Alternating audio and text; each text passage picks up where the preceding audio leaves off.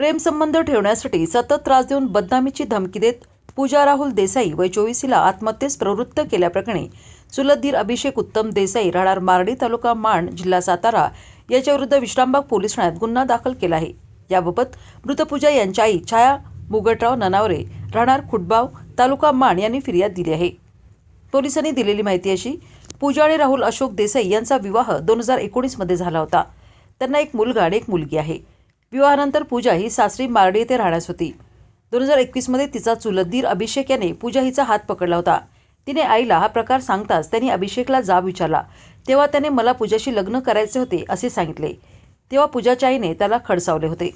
त्यानंतर पूजाचे पती राहुल यांची सांगलीला बदली झाल्यामुळे ते विश्रामबाग येथे राहण्यास आले। तरी अभिषेक हा वारंवार पूजाला फोन करून त्रास देत होता।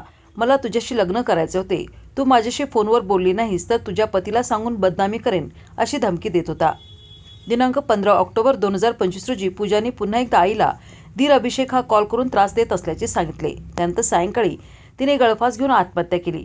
या प्रकारानंतर धक्का बसल्यामुळे पूजाच्या आईने तब्येत ठीक नसल्यामुळे तात्काळ तक्रार दिली नाही। तब्येत ठीक झाल्यावर त्यांनी विश्रामबाग पोलीस ठाण्यात येऊन फिर्याद दिली। त्यानुसार मृत पूजाचा चुलत दीर अभिषेक देसाई याच्याविरुद्ध पूजा हिला आत्महत्येस प्रवृत्त केल्याप्रकरणी गुन्हा दाखल करण्यात आला आहे।